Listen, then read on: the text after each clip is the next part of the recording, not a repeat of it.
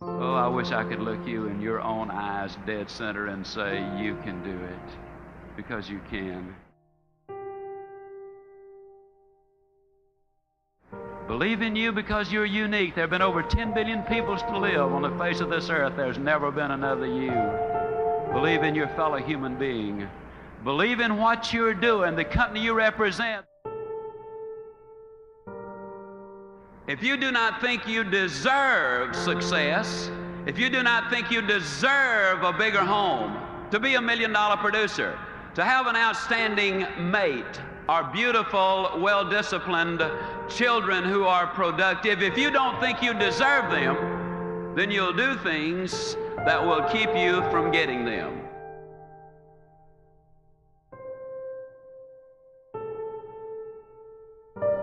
The greatest message I could ever give to you is that one simple thing. Yes, you can grow. I say it with all of my heart. I know in my mind that man was designed for accomplishment, that he's engineered for success, that he is endowed with the seeds of greatness. You can start from where you are with what you've got. And so long as you build on a moral foundation, I believe you can get anything you really want. If you'll just help enough other people get what they want.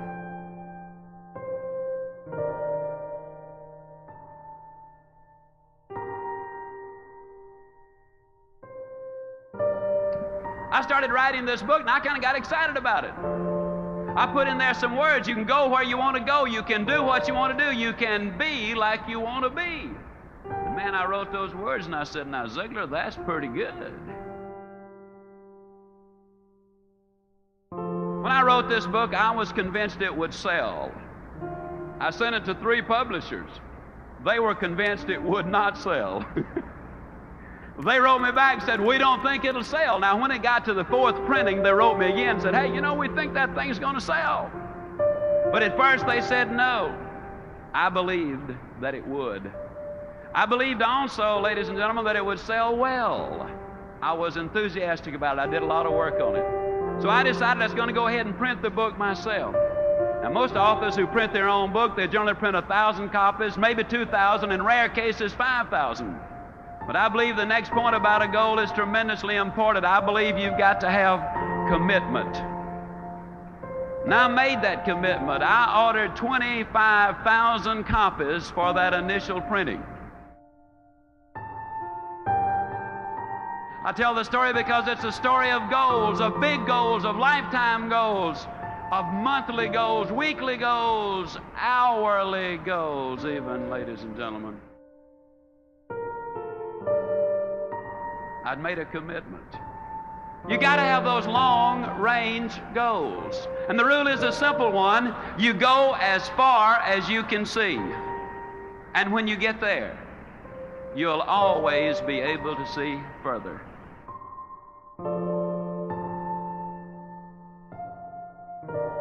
People today complain of lack of time. It's not lack of time that's the problem, it's the lack of direction. Are you a wandering generality? Or are you a meaningful, specific?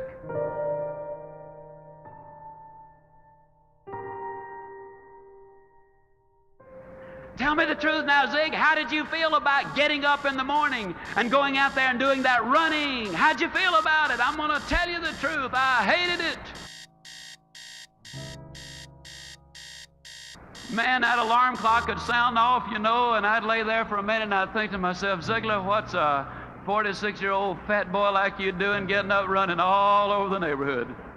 Your buddies are sound asleep. What are you trying to prove? Well, I didn't want to look like me. No way. So I'd get out of bed. But just because I was running, that didn't mean I had to like it. I ran in the snow of Winnipeg, Canada. I ran in the sands of Acapulco, literally. I ran in the orange groves of Florida. I've run in the rain right here in Minneapolis. And then one day, ladies and gentlemen, I was running in Portland, Oregon. Beautiful day. Never forget it. About 78 degrees. I was on Portland State University campus. And it was about 12:30 or 1 o'clock. I was scheduled to speak, I believe, at 4 o'clock. And I was out running, and as I was running on that campus, I looked around.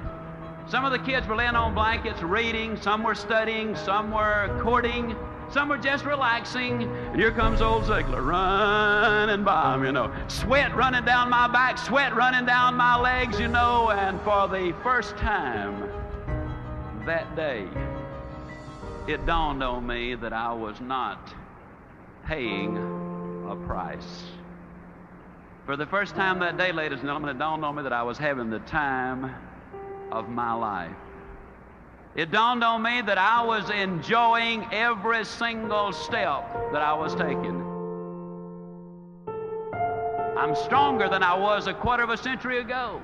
I can do things that I could not have dreamed of doing just a few years ago. I contend that you do not pay the price for good health. You thoroughly enjoy the price.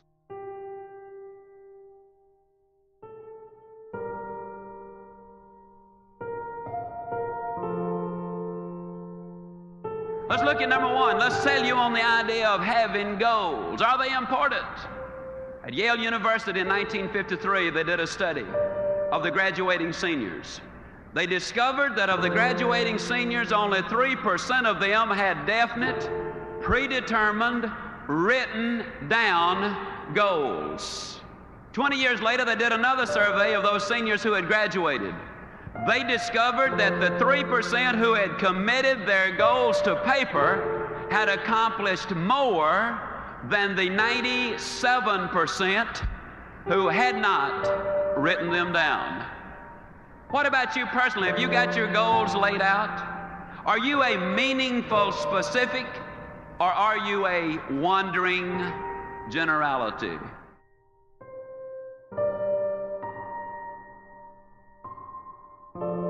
How could a man hit a target he could not see? That's a pretty good question. Here's another one. How can you hit a target you do not have? Have you got one? Are you a wandering generality, or are you a meaningful specific? Are you going to work tomorrow because that's what you did yesterday? If that's the reason you're going tomorrow, you won't be as good tomorrow as you were yesterday, because you're 2 days older and no closer to the goal you do not have.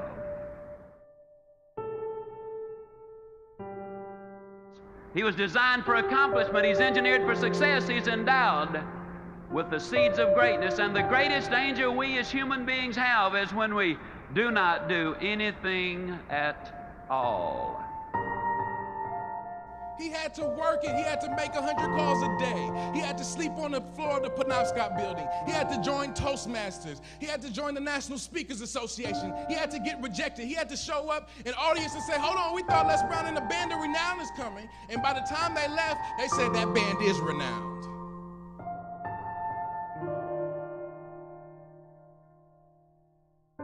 Nobody gave him a shot. Nobody gave him a chance. Nobody said, let me take you in the studio and put you in front of a green screen. It's not a question of whether or not it's possible. Conquering is part of your description. It is in your nature. The will to overcome and produce was designed to be a part of your genetic makeup. Wake up, wake up, wake up.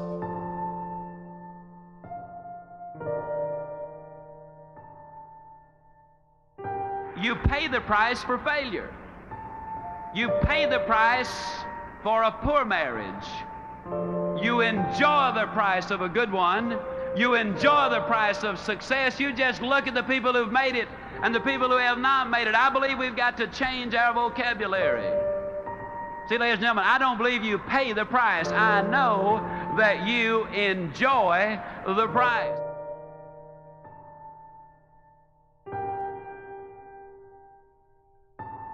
I'm going to close not by wishing you a good day. I'm going to close by guaranteeing you a good forever.